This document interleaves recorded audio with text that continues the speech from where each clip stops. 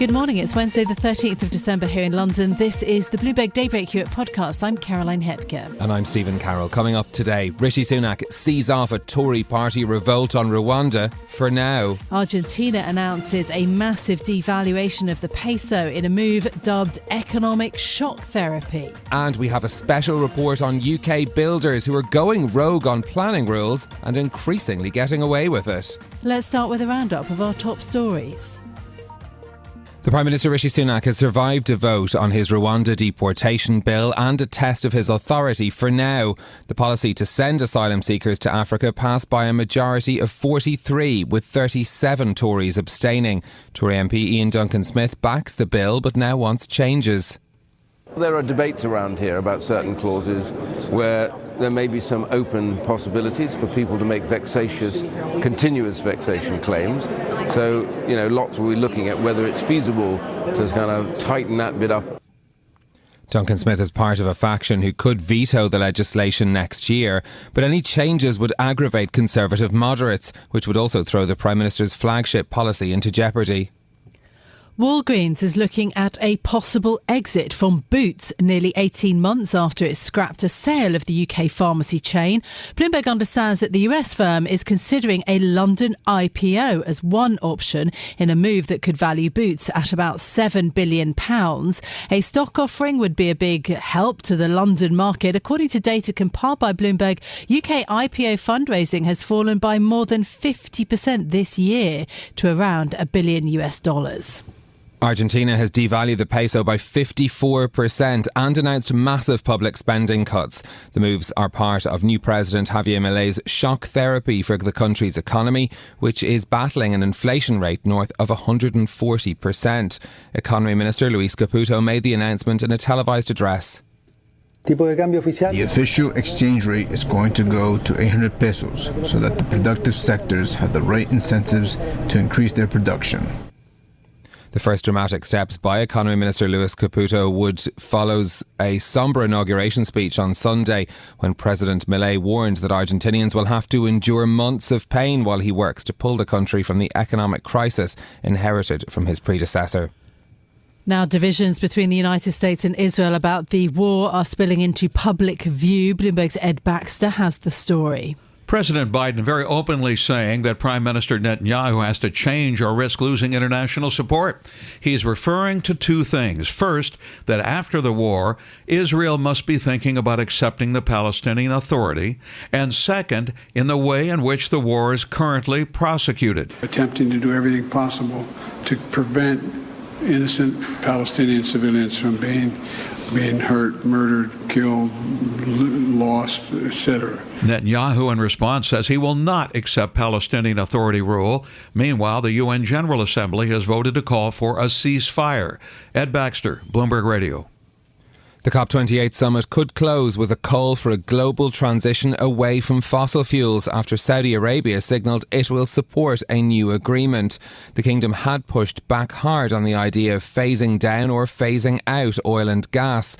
However, it's understood that Saudi and other large oil producers are willing to accept the language because it allows them a large degree of discretion about how to transition. If agreed, it will be the first time fossil fuels are included in an agreement in nearly 3 decades of climate talks.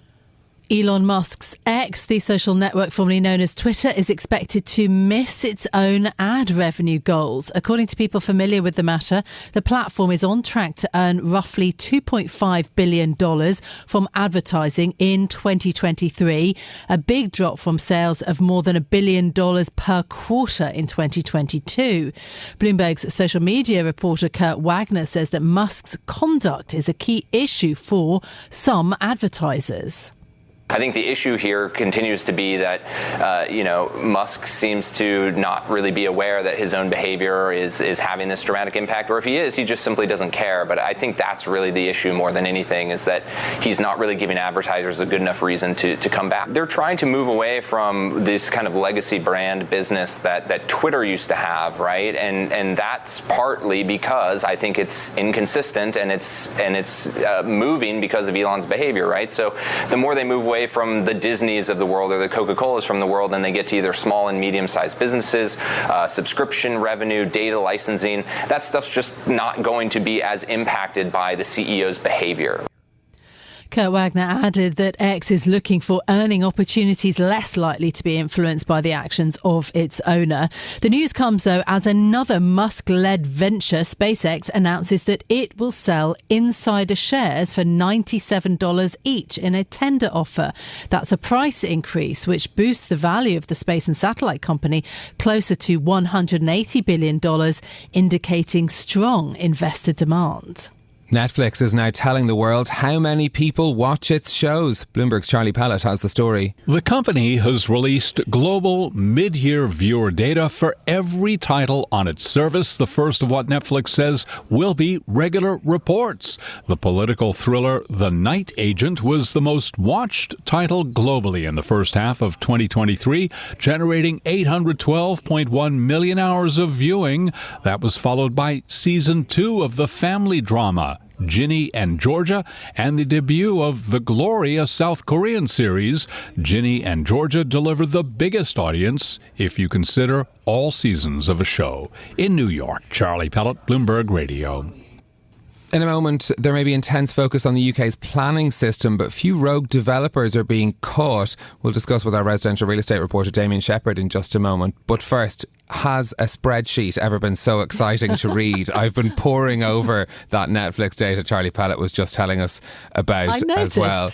Yeah, well, I was curious because not only obviously to see what the big titles are, but also to look at the ones that are, I suppose, very heavily promoted by Netflix. I was thinking about the likes of Selling Sunset, for example. I want to see how because that's quite a long way into their run. So I want to see how their viewing figures compared to other ones. The most recent season of Selling Sunset came in at 82 million streams. So fairly far down. If you consider that one of the seasons of Peppa Pig also had 82 million streams. And Peppa Pig appears quite a number of times, as does Paw Patrol.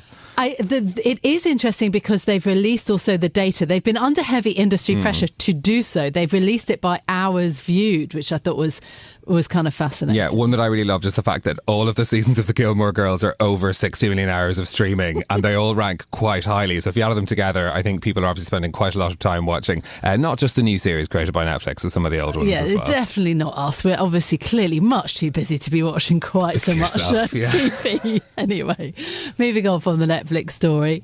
Let's turn to the political story here in the UK.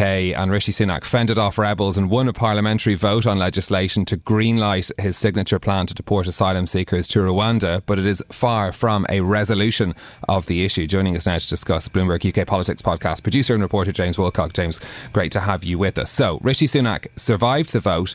What does it mean now for his premiership? Well, I mean, Stephen, given your newfound love of drama, I'm going to hope to try and deliver with what's happening in Westminster last night. In short, both sides blinked. A lot of the sort of Downing Street staff were saying that if they were to lose this vote, it would be an historic defeat that would spell the beginning of the end for Rishi Sunak. So for him to secure a majority of 44 is a win. It is an unalloyed win and is worth saying that at the start. But it is a win that leaves very little resolve for the Prime Minister. It is the second reading, which means that you vote for the bill in principle. You don't vote for all the bits of it. It doesn't become law immediately. It doesn't go to the House of Lords. That all still needs to happen. And the ERG, the hardliners who fought against this vote, say that Sunak, behind the scenes, promised them amendments that would make the moderates not back the bill. So when this comes back in January, we are set to have this whole thing happen again. And crucially, in that vote, although Sunak got quite a comfortable majority of 44, there were 38 abstentions. And as you know from parliamentary arithmetic, if you abstain, that's one thing. If you vote against, that works doubly hard to get down the bill. Those numbers are enough to kill a future version of this bill. So both sides can claim that they won here, and it does nothing but delay the drama in Westminster through to the next year. But surely this is part of the problem, that we're talking about a Conservative Party that is cleaved down the middle, where there are two sides within the Tory party. Labour's Keir Starmer obviously addressing that, talking to that, saying that the Tories are, quote, fighting like rats in a sack. He obviously will point to that, and he will be doing his best electorally as a Labour leader to point to Keir Starmer, to point to Liz Truss, and point to Boris Johnson and Partygate, and try and draw a connection between the party of the modern day and under Rishi Sunak and that of last year. The question is, though, is what would Labour do differently on migration? And that is what Rishi Sunak is very pleased to be saying this morning, because the one thing that this majority gives him is he can say, I've got a plan. My MPs voted for that plan. Sure, it was difficult, but migration is a hard decision. What's your alternative? So this does, again, give Rishi Sunak a out to be able to push Labour and go, well, excuse me, what is your concern otherwise? So it is worth saying, Caroline, yesterday things looked very, very, very bleak. I mean, the government was even flying its COP climate minister, Graham Stewart, back to vote on this. It was tense, but this gives them a reprieve for Christmas, effectively. James, meanwhile, the UK being warned that it's at high risk of a catastrophic ransomware attack. From a parliamentary report, this is. Yes, I mean, this is from a select committee chaired by Margaret Beckett, who has been a guest on our podcast in the past. It warns the UK could face a bill of 29 billion, which is 1.6% of GDP, if it doesn't protect itself better, not to mention the risks of election interference. I mean, the dangers here, Stephen, is there are big, serious questions, like there's questions over UK's future industrial strategy. There are Rishi's other 4 pledges outside of just stopping the boats. The kind of drama in Westminster we see last night does question how far Rishi Sunak can command an agenda to deal with, frankly, the boring bits of politics, the bits that won't make it into Netflix. Yeah. And Lord Harrington, who was on the programme only yesterday, was saying that exact, issue, that immigration has taken up an awful lot of, the time at Downing Street over the last few days.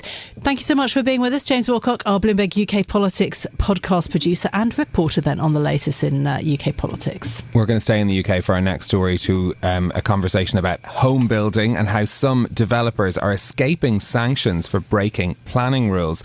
Freedom of information requests compiled by Bloomberg show the number of cases opened in relation to alleged breaches of planning permission has almost halved since 2010. Joining us now with the details, our residential real estate reporter Damien Shepherd. Damien, good morning to you.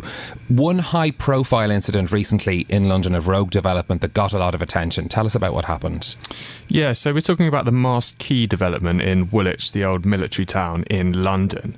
Now, just to sort of take you back, in a planning agreement, there's a strict set of rules in place to ensure that developers are building as the agreement told them to.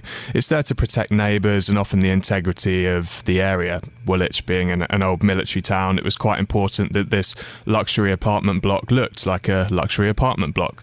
But the reality was a rather rudimentary design, which didn't deliver on its promises of disabled access, commercial space, and the balconies were too small, the windows were too small.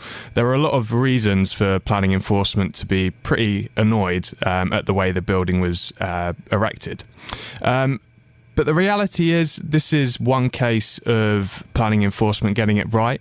The Freedom of Information requests show that the amount of planning enforcement happening in local authorities has more than halved since 2010. So while this is an example of them getting it right, there's a lot of neighbours in areas where these rogue developments are happening that will be looking out their window and thinking, why are these not getting caught? Yeah, I like the fact that you started by saying that that it's a strict set of rules. I mean, it's not if you don't abide by them. And Mast Quay got so much attention because the developers have been told to tear the building down, which is kind of extraordinary in the UK. And I think you would say pretty rare, wouldn't you?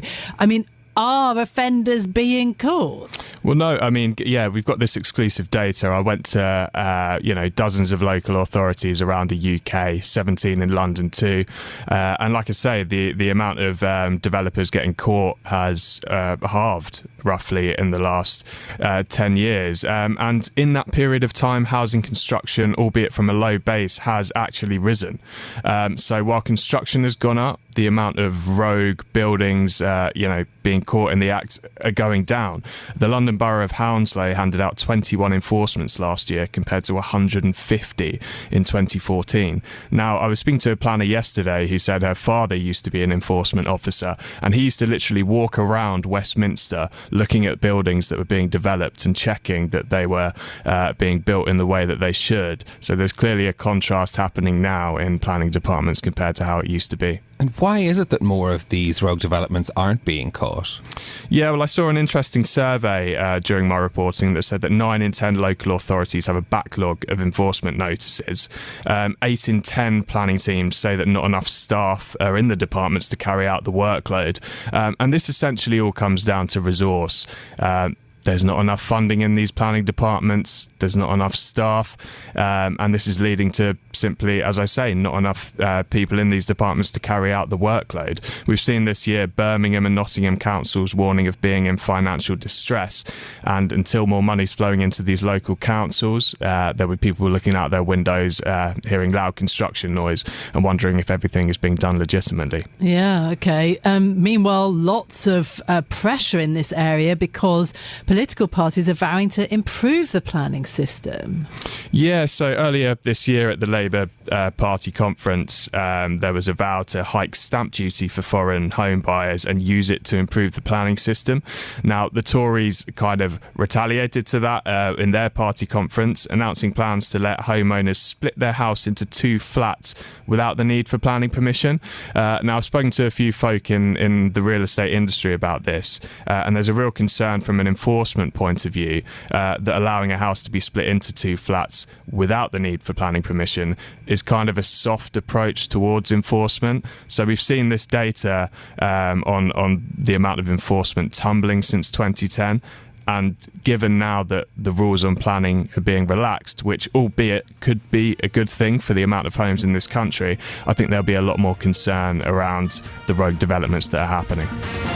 This is Bloomberg Daybreak Europe, your morning brief on the stories making news from London to Wall Street and beyond. Look for us on your podcast feed every morning on Apple, Spotify and anywhere else you get your podcasts. You can also listen live each morning on London DAB Radio, the Bloomberg Business app and Bloomberg.com. Our flagship New York station is also available on your Amazon Alexa devices. Just say, Alexa, play Bloomberg 1130. I'm Caroline Hepker. And I'm Stephen Carroll. Join us again tomorrow morning for all the news you need to start your day, right here on Bloomberg Daybreak Europe.